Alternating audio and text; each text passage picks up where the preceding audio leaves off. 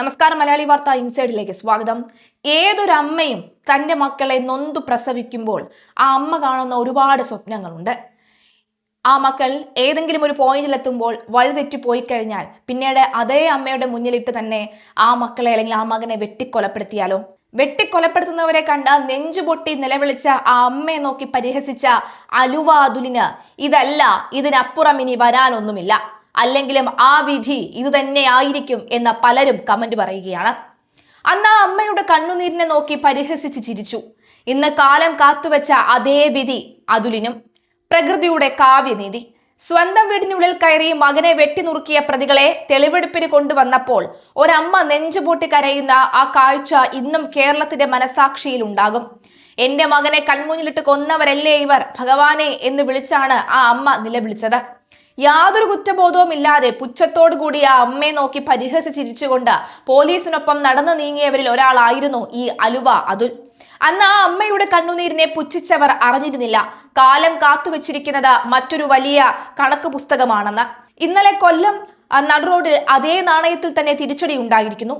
പകൽ വെളിച്ചത്തിൽ ഒരു ദയയുമില്ലാതെ വെട്ടേറ്റ് അതുൽ കൊല്ലപ്പെടുമ്പോൾ അത് വെറുമൊരു ഗുണ്ടാപ്പകയല്ല, മറിച്ച് പ്രകൃതിയുടെ കർമ്മഫലം കൂടിയാണെന്നാണ് പലരും അഭിപ്രായപ്പെടുന്നത്. അന്ന് ആ അമ്മയുടെ കൺമുന്നിലിട്ട് ഒരു ജീവനെടുത്തവർ ഇന്ന് അതേ അവസ്ഥയിൽ വഴിയിൽ വീണ് കിടക്കുന്നു. ജിം സന്തോഷ് വധക്കേസിൽ ജാമ്യത്തിലിറങ്ങി സ്റ്റേഷനിൽ ഒപ്പിട്ട് മടങ്ങുന്നതിനിടയിലാണ് അതുലിന് നേരെ അപ്രതീക്ഷിത ആക്രമണം ഉണ്ടാകുന്നത്. ഹരിയാന രജിസ്ട്രേഷനിലുള്ള കാറിലെത്തിയ സംഘം അതുലിനെ വളയുകയും അതിക്രൂരമായി വെട്ടിവീഴ്ത്തുകയുമായിരുന്നു. കാറിനുള്ളിൽ കുരുങ്ങിക്കിടക്കുന്ന കാലുകൾ വെട്ടിമാറ്റിയാണ് ആക്രമികൾ അതുലിനെ പുറത്തേക്കിറക്കിയത്. എന്നെ കൊല്ലരുത്, എല്ലാം പറഞ്ഞു തീർക്കാമെന്ന് കൈകൂപ്പി അപേക്ഷിച്ചിട്ടും ഒരൊറ്റ വെട്ടിന് തല പിളർത്തുകയായിരുന്നു.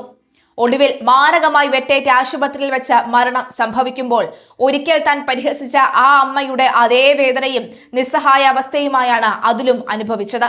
കൊട്ടേഷൻ സംഘങ്ങൾക്കും ആക്രമി സംഘങ്ങൾക്കും ഇടയിലുള്ള ജീവിതം എന്നും കത്തിത്തുമ്പിലോ വാളിന്റെ മുനയിലോ ആണ് അവസാനിക്കുക എന്നതിന് ഇതിലും വലിയ ഉദാഹരണം വേറെയില്ല. നിയമത്തിന് മുന്നിൽ നിന്ന് രക്ഷപ്പെട്ടാലും ആ അമ്മയുടെ കണ്ണുനീരിന് കാലം ഇന്ന് കണക്ക് ചോദിച്ചിരിക്കുകയാണ്. പകരം വീട്ടാൻ വരുന്നോടാ എന്ന് വെല്ലുവിളിച്ചുകൊണ്ട് സോഷ്യൽ മീഡിയയിൽ മാസ് റീലുകൾ ഇട്ടവർ അറിഞ്ഞില്ല വിധി അതിന്റെ വഴിക്ക് വരുമെന്ന്. ഗുണ്ടാപ്പകയും കുടിപ്പകയും ഒടുവിൽ സ്വന്തം ജീവൻ തന്നെ കവർന്നെടുക്കുന്ന ഈ കൊട്ടേഷൻ ലൈഫ് എന്നാണ് ഇവർ അവസാനിപ്പിക്കുക? ആയുധമെടുക്കുന്നവർ ആയുധത്താൽ തന്നെ ഒടുങ്ങുന്നു എന്ന വലിയ പാഠം ഒരിക്കൽ കൂടി ഈ സംഭവം നമ്മെ ഓർമ്മിപ്പിക്കുകയാണ്. മറ്റൊരാളുടെ അമ്മയുടെ കണ്ണീരിന് നിങ്ങളുടെ ജീവന്റെ വിലയുണ്ടാകുമെന്ന് ഇനിയുള്ളവരെങ്കിലും തിരിച്ചറിയട്ടെ. കൊല്ലം കരുനാഗപ്പള്ളിയിൽ ജാമ്യത്തിലിറങ്ങിയ ഗുണ്ടാ നേതാവ് അലുവ അതുലിനെ നടുറോഡിലിട്ട് വെട്ടിക്കൊലപ്പെടുത്തിയ സംഭവത്തിൽ കൂടുതൽ വിവരങ്ങൾ പുറത്തു വരികയാണ്. കൊലയ്ക്ക് പിന്നിൽ ഗുണ്ടാ സംഘങ്ങളുടെ കുടിപ്പക തന്നെയാണ്. കഴിഞ്ഞ വർഷം മാർച്ചിലാണ് ഗുണ്ടാ ജിം സന്തോഷിനെ കൊലപ്പെടുത്തിയത്. പിറ്റേ വർഷം മാർച്ചായപ്പോ കൊലപ്പെടുത്തിയവനും മരിച്ചു. പിന്നിൽ കരുനാഗപ്പള്ളിയിലെ ഗുണ്ടാ സംഘമായ കടത്തൂർ സംഘം എന്നാണ് വിവരം. ജിം സന്തോഷിനെ കൊലപ്പെടുത്തി മടങ്ങും വഴി ആലുവ അതുലും സംഘവും ആക്രമിച്ചവരാണ് കൊലയ്ക്ക് പിന്നിലെന്ന സാധ്യതയാണ് പുറത്തുവരുന്നത്. ജിം സന്തോഷ് വധക്കേസിൽ ജാമ്യത്തിലിറങ്ങിയ അതുൽ സ്റ്റേഷനിൽ ഒപ്പിട്ട് മടങ്ങുന്നതിനിടയിലാണ് അപ്രതീക്ഷിത ആക്രമണം ഉണ്ടായത്. ആക്രമികൾ അതുലിന്റെ തല വെട്ടിപ്പിളർത്തു. കാലിന് 4 വെട്ടാണ് ഏറ്റത്. അതുൽ എഴുന്നേറ്റ് ഓടാതിരിക്കാനായി ഇടുപ്പിനാണ് വെട്ടിയത്. കാറിനുള്ളിൽ നിന്ന് വലിച്ചു പുറത്തിടാനുള്ള ശ്രമത്തിനിടെ കാല് സ്റ്റിയറിംഗിനിടെ കുരുങ്ങി. ആ കാല് വെട്ടിമാറ്റിയാണ് അതുലിനെ പുറത്തേക്കെടുത്തത്. എന്നെ കൊല്ലരുത്, എല്ലാം പറഞ്ഞു തീർക്കാമെന്ന് അപേക്ഷിച്ചിട്ടും വെട്ടിക്കൊല്ലുകയായിരുന്നു. സംഭവത്തിൽ പ്രതികളെ കണ്ടെത്താൻ പ്രത്യേക സംഘം രൂപീകരിച്ചു. കഴിഞ്ഞ ദിവസം രാത്രി തന്നെ പ്രതികളെ കണ്ടെത്തുകയും ചെയ്തു. പ്രതികളെക്കുറിച്ച് പോലീസിന് ആദ്യഘട്ടത്തിൽ തന്നെ വിവരവും ലഭിച്ചു. ഗുണ്ടാപ്പകയെ തുടർന്നാണ് കൊലക്കേസ് പ്രതിയായ ആലുവ അതുലിനെ വെട്ടിക്കൊന്നത്. ജിം സന്തോഷ് വധക്കേസിൽ ജാമ്യത്തിലിറങ്ങിയ അതുല് സ്റ്റേഷനിൽ ഒപ്പിട്ട് മടങ്ങുന്നതിനിടയിലാണ് ആക്രമണം ഉണ്ടായത്. ഹരിയാന രജിസ്ട്രേഷനിലുള്ള കാറിലെത്തിയ സംഘമാണ് കൃത്യം നടത്തിയത്. മാരകമായി വെട്ടേറ്റ അതുല് ആശുപത്രിയിൽ ചികിത്സയിലിരിക്കെയാണ് മരണപ്പെട്ടത്. തമിഴ്നാട്ടിലെ തിരുവള്ളൂരിൽ ക്ഷേത്രത്തിൽ നിന്ന് കരുനാഗപ്പള്ളി പോലീസും ഈ ഡാൻസ് ഓഫ് സംഘവും സാഹസികമായി പിടികൂടിയ പ്രതിയാണ് അതുൽ. ജയിലിലായിരുന്നപ്പോൾ ജയിൽ വാർഡനെ മർദ്ദിച്ച കേസിലും ഇയാൾ പ്രതിയായിരുന്നു. ജാമ്യത്തിലിറങ്ങിയ ഇയാൾക്ക് നേരെ ആക്രമണം ഉണ്ടാകാൻ സാധ്യതയുണ്ട് എന്ന രഹസ്യാന്വേഷണ വിഭാഗത്തിന് നേരത്തെ തന്നെ സൂചനയുണ്ടായിരുന്നു. എന്നാൽ സ്റ്റേഷനിൽ നിന്ന് ഒപ്പിട്ട് മടങ്ങുന്നതിനിടയിൽ അതുൽ സഞ്ചരിച്ചിരുന്ന വാഹനം വളഞ്ഞ് ഇയാളെ വെട്ടുകയായിരുന്നു. ഇയാളുടെ ഒരു രീതി എന്ന് പറയുന്നത് ലഹരിയോടോ മറ്റ് മദ്യത്തിനോടോ ഒന്നും തന്നെ ഇയാൾക്ക് താല്പര്യമില്ല. ഈ അലുവ അതുലിന്റെ ഒരു രീതി എന്ന് പറയുന്നത് തന്നെ ശത്രുവിനെ കൂടത്തിലടിച്ചു കൊല്ലുക എന്നുള്ളതാണ്. തലക്കടിക്കുക, മുട്ടിലടിക്കുക. ജിം സന്തോഷിനെ മുട്ടും അടിച്ചു പൊട്ടിക്കുകയായിരുന്നു. ശേഷമാണ് തലക്കടിച്ച് മരണമുണ്ടായത്. ഇയാൾക്ക് ചോര കാണുന്നതും മനുഷ്യന്റെ നിലവിളി കേൾക്കുന്നതും ഒക്കെയാണ് ഹരം.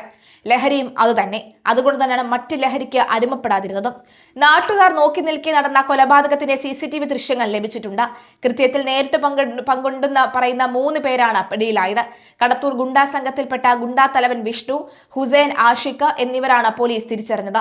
ഇവർക്കെതിരെ കരുനാഗപ്പള്ളി പോലീസ് FIR രജിസ്റ്റർ ചെയ്തിട്ടുണ്ട്. ഇതിൽ ഹുസൈനെ വർഷങ്ങൾക്ക് മുൻപ് ആലുവ അതുൽ കൂടത്തിനടിച്ച് ആക്രമിച്ചിരുന്നു. അതിലെ മുൻവൈരാഗ്യമാണ് ക്രൂര കൊലപാതകത്തിലേക്ക് നയിച്ചതെന്നാണ് പോലീസ് കണ്ടെത്തൽ. ജിം സന്തോഷ് വധക്കേസിലെ കൂട്ടുപ്രതി കുക്കു എന്ന് വിളിക്കുന്ന മനുവും ആലുവ അതുലിനൊപ്പം കാറിലുണ്ടായിരുന്നു. മനുവിന് സാരമായ പരിക്കുകൾ ഏറ്റില്ല. പ്രതികളുടെ സുഹൃത്ത് അനീറിനെ കൊലപ്പെടുത്താൻ ശ്രമിച്ചതിന്റെ വൈരാഗ്യമാണ് ആക്രമണത്തിന് കാരണമെന്ന് FIR-ൽ പറയുന്നു. ഹരിയാന രജിസ്ട്രേഷൻ വാഹനത്തെ കേന്ദ്രീകരിച്ചും അന്വേഷണം പുരോഗമിക്കുകയാണ്.